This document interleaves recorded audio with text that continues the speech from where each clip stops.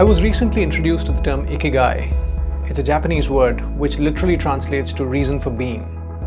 And I'm told finding it requires a deep and lengthy inquiry into self. Now, I don't make any claims of having figured this out, but it's been a helpful framework for me to really think about what next. And in a way, it lies at the crux of why I founded Transition Insight.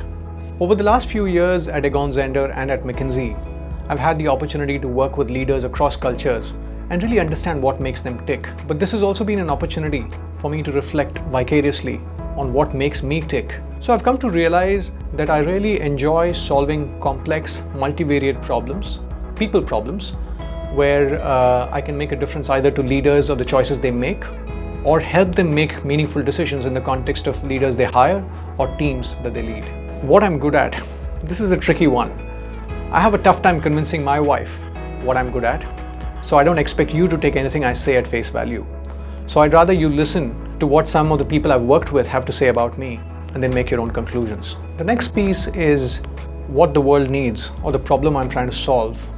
And when I thought about it, transitions felt like a meaty enough topic for me to devote my energies to really show perspectives to people and provide support to people so that they could navigate this phase effectively. And transitions are complex whichever lens you use to look at them. Whether you're a leader trying to hire people, I've seen several people sort of get lost in the maze of the fuzziness of leadership and in the link between leadership and business strategy. Second, you might have made the leadership decision to hire somebody or promote somebody, but I see several people sort of slipping on putting the scaffolding in place to set the person up for success.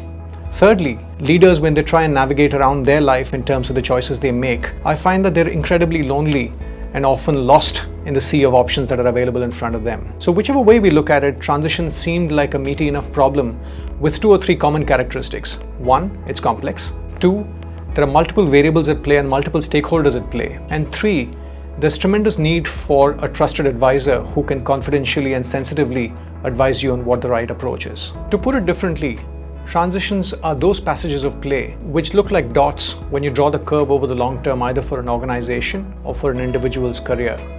But actually, if you double click on those dots, there's a journey that people are going through, often a lonely journey, where there's an opportunity to provide perspective.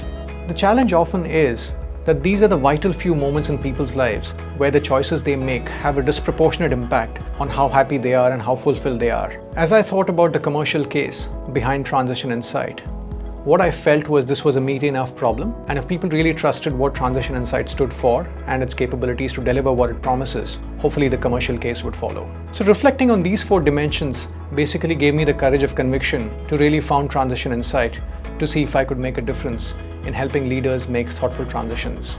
The headline thought I want to leave you with is that this is not me trying to create the next $1 million business. This is me trying to play closer to what I believe is my sweet spot, and me trying to make a difference to what's a big problem that all of us grapple with at different points in our lives. Thank you for listening.